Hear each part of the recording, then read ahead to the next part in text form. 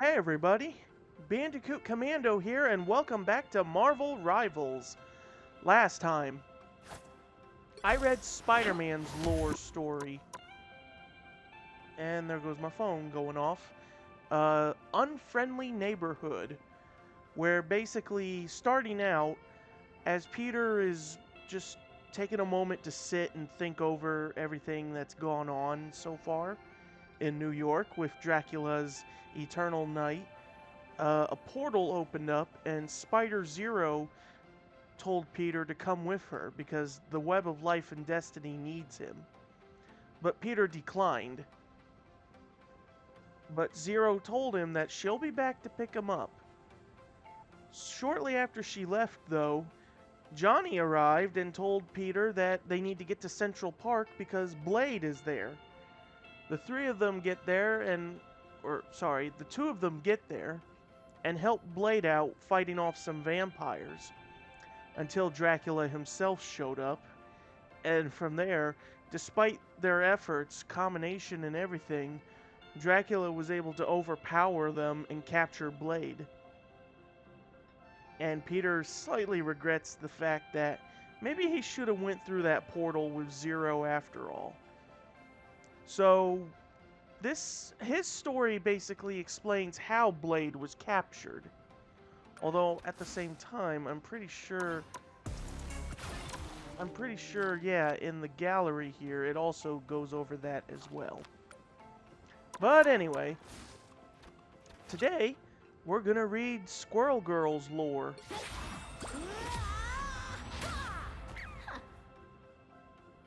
Doreen Green, possessing only the powers of a common squirrel. Somehow, Doreen Green manages to defeat seemingly invincible enemies in the most unexpected ways. Any foe who counts her out is bound to fall at the hands of the unbeatable Squirrel Girl.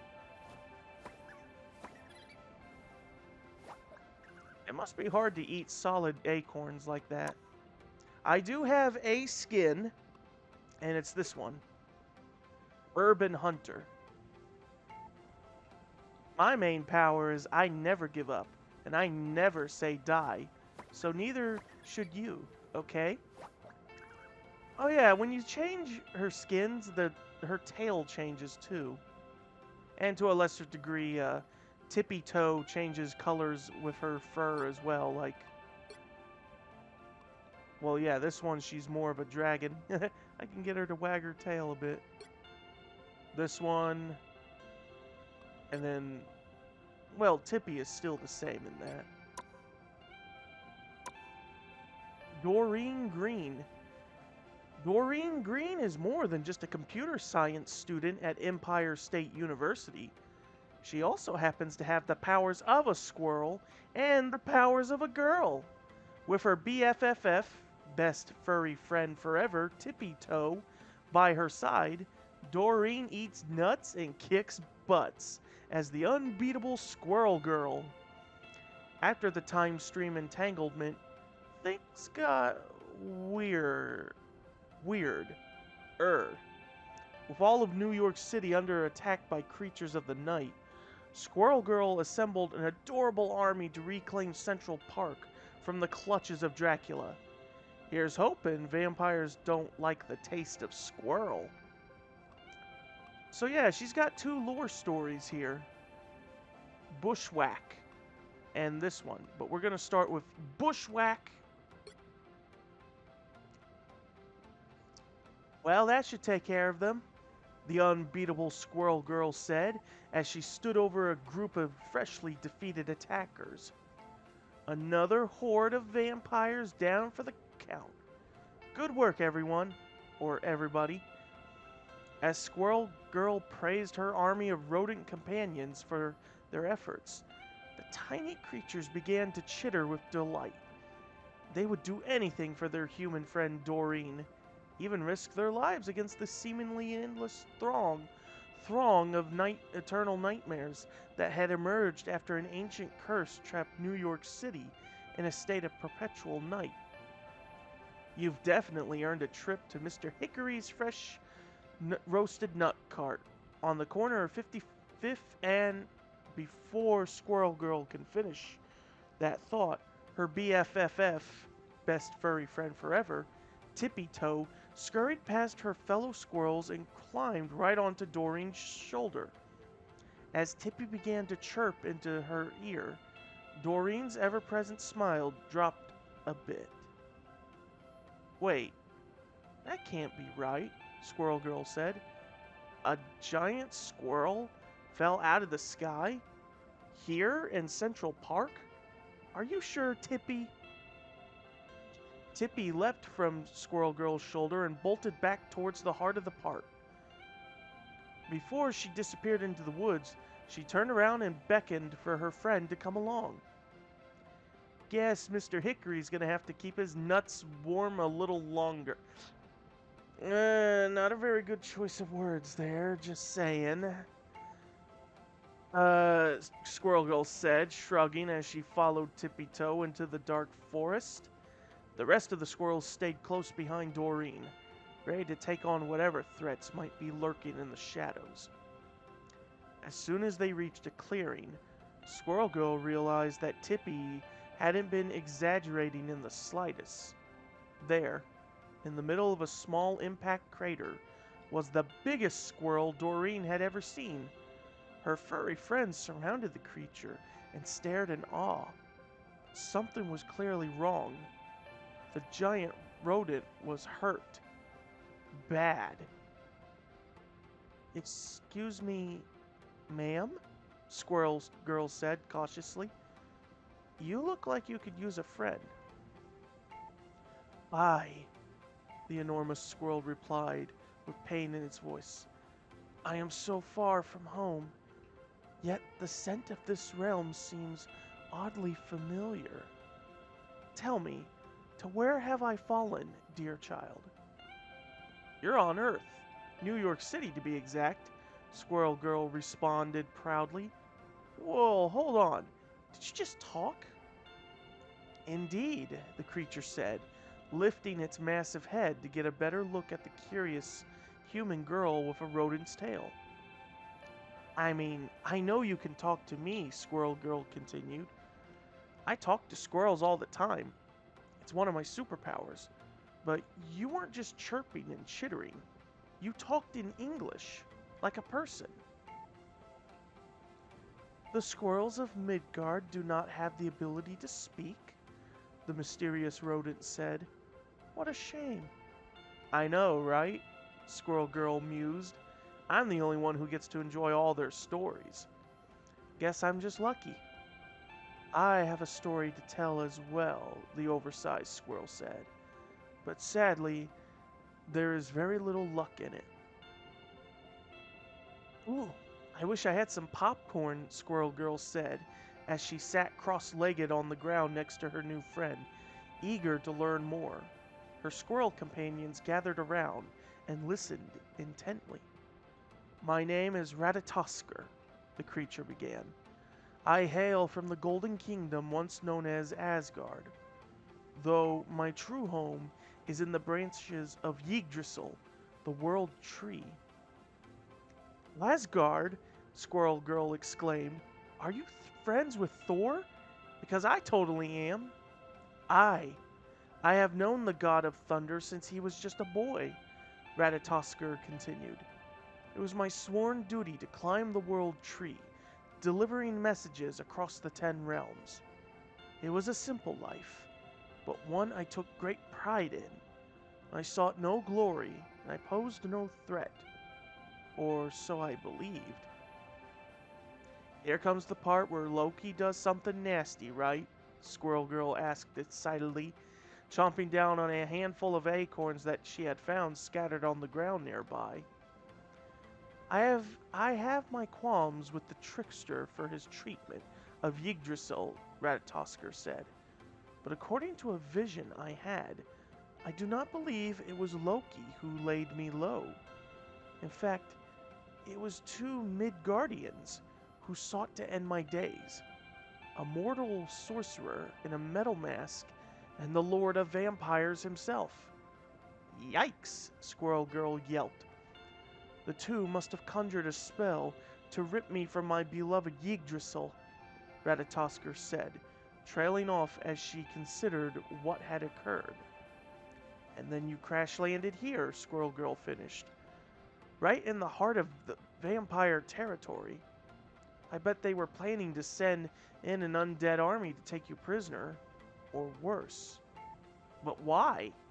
I mean, sure, squirrels are some of the toughest fighters ever, and it's nice to see someone finally realizing that. But there are so many other threats that these jerks are up against. Aside from your obvious awesomeness, what makes you so special? My horn, Ratatoskr said, motioning to the long wooden tusk protruding from her forehead. Yeah, Squirrel Girl said. I was going to ask about that. I just assumed you were some sort of magical squirrely corn or something. The horn is made from a branch of Yggdrasil itself, Ratatoskr said. It is imbued with the world tree's life-giving power. Should it pierce the vampire king's heart, it would likely end even his eternal reign. In order to remove such a risk, they are undoubtedly seeking to remove me from play. Well, they'll have to go through us first, Squirrel Girl exclaimed, lifting her fist in the air triumphantly. Her squirrel companions all squeaked with joy. But silence quickly fell once more as the leaves around them began to rustle. Suddenly, several vampires lunged out from the woods, hissing and baring their sharp teeth as they rushed toward Ratatoskr. You know the drill, gang, Squirrel Girl shouted to her tiny squirrel friends. The squirrels jumped into action, scampering forward to meet their attackers.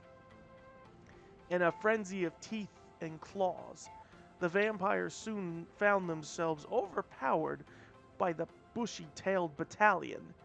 Every time they managed to shake off one rambunctious rodent, 3 more took its place. I'd bet on buck teeth over fangs any day, Squirrel Girl cheered as her fearsome foes fled back into the darkness. Technically, Doreen, buck teeth are fangs. I mean, come on, I've had hamsters and a rabbit. I know what that's like. But before the hairy heroes could celebrate another hard-earned victory, the next wave of vampiric villains emerged from the forest. This time, nearly doubled in number. At the center of the horde stood a pale-skinned man in a pitch-black suit and a blood-red cape, adorned with gold ornamentation. His commanding presence made it instantly clear that he was the one in charge. The vampires around him eagerly awaited his orders. Stand aside, child, the vampire said to Squirrel Girl, his voice as cold as ice. This creature belongs to me. I don't know who you think you are, buddy, Squirrel Girl said defiantly, but Ratatoskr is with us now. You don't get to hurt her. I wouldn't dream of it, the vampire said. I have more important plans for that mangy beast. You, however, shall not be as fortunate. So swears Dracula. Dracula? A bewildered Squirrel Girl muttered. No, it can't be. Oh, it is, Dracula responded with a grin, his fangs glistening in the light of the blood moon. And you, my dear, shall be the next to join my eternal legion. With a wave of his hand, Dracula unleashed his vampire horde upon Squirrel Girl. She dodged and leapt as quickly as she could, hoping to prevent them from sinking their sharp teeth into her flesh. Don't let them get to Ratatoskr, Squirrel Girl yelled, clearly more concerned about her newly arrived ally than about herself. Even though her rodent army vastly outnumbered the vampires, Squirrel Girl quickly realized that her forces were gravely outmatched. These were Dracula's most elite soldiers, and Doreen knew that she and her friends were in over their heads. Tippy, call in reinforcements, Squirrel Girl shouted. With a loud series of squeaks, Tippy Toe beckoned forth every animal that called Central Park home, from rats and raccoons to frogs and felines.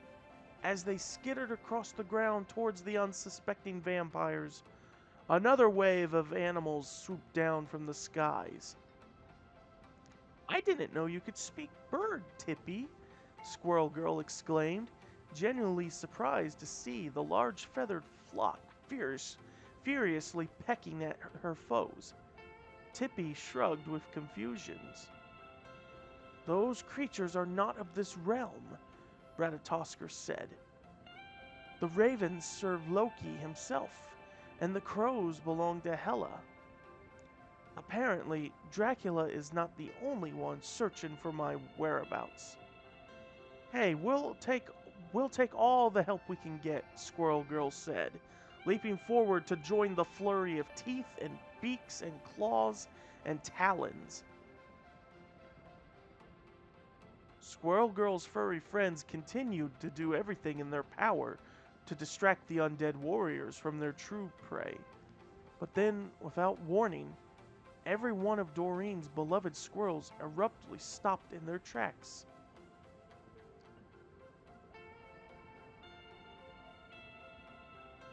Guys, Squirrel Girl said, what's going on? You are not the only one who can speak to rodents, Dracula mused. In the past, I have reserved this talent for bats and rats, but I suppose it works on squirrels just as well. And I, for one, shall enjoy the irony of what is about to unfold. Tippy Toe and her fellow squirrels turned to face Squirrel Girl, their eyes glowing a sinister red. Squirrel Girl gasped in horror as she realized that Dracula had somehow pitted her best friends against her. Although she herself was not under the Vampire King's thrall, Squirrel Girl still found herself unable to move, completely paralyzed by the shock of the moment. No, please, Squirrel Girl shouted as the ravenous rodents began to descend upon her. But before the tiny terrors could devour Doreen, a powerful blast erupted from the skies, knocking the squirrels back and breaking them free from Dracula's control. Looks like you've got a rodent problem, kid, a semi-robotic voice said. Lucky for you, I happen to be on pest control duty. Iron Man descended from above and landed on one side of Squirrel Girl. On her other side, Moon Knight glided onto the scene. The two heroes had arrived just in the nick of time. I'm so glad you guys are here, Squirrel Girl gushed with glee. We were trying to rescue this giant Asgardian squirrel when Dracula and his army attacked us. I don't know how, but he turned my little buddies against me. For a moment there, I really thought it was all over. It is, Iron Man said as he blasted back a few more vampires with his repulsors. We're getting you out of here now. Not without Ratatosker, Squirrel Girl said. Yeah, about that, Moon Knight replied, tossing a few crescent-shaped shuriken at the oncoming attackers. I don't see any giant squirrels around here. No Dracula either. And they say I'm the crazy one. Squirrel Girl looked towards the site where Ratatosker had landed earlier and was shocked to find that her new friend had gone missing. And Moon Knight was right about Dracula's disappearance as well. She was just here, I swear, Squirrel Girl cried. Dracula must have escaped with her when we weren't looking. We have to go after them. Not a chance, Iron Man said. We barely got the means to fight off a handful of regular fangers. We're definitely not ready to face off against Dracula. Not yet, Moon Knight added, as if he knew something the others did not. But when the time comes, Iron Man continued, we're going to need every ally we can find, alive. That includes you. Now come with me. Iron Man lifted into the air, grabbing Squirrel Girl under the arms and taking her with him. And consider this your lucky day. Wait, no, Squirrel Girl pleaded. Not only was she abandoning Ratatoskr, but her squadron of squirrels was left behind to fend themselves as well. Only Tippy Toe had managed to climb aboard the Iron Man Express before it took flight. Squirrel Girl's gaze stayed fixed on the park below until her tiny allies had faded completely from sight. With a heavy heart, she turned her attention to the blood moon hanging over her beloved city. Trust me, kid, Iron Man said as they flew together towards the safety of Avengers Tower. This is for the best. The armored Avenger seemed strangely confident about the fact, but for the first time she could remember, Squirrel Girl wasn't feeling quite so optimistic. Well, alright, that was the first lore story for Doreen there. Just to go over what I know about Squirrel Girl, I remember hearing about her. Oh God, how did I learn about her in the first place? I don't fully remember, but I just know I heard of her somewhere before. It was probably one of the Marvel shows, but I just remember hearing about her, and yeah, I know, like, how when they go about the whole, like, the unbeatable Squirrel Girl thing, it's because technically in the comics and in canon, she kind of was unbeatable. She has defeated Doctor Doom, Thanos, Galactus. The list goes on, using nothing but squirrels. Although, at the same time, in the terms of Galactus, though, she didn't fight him per se. She was able to, like, talk to him and convince him not to attack Earth.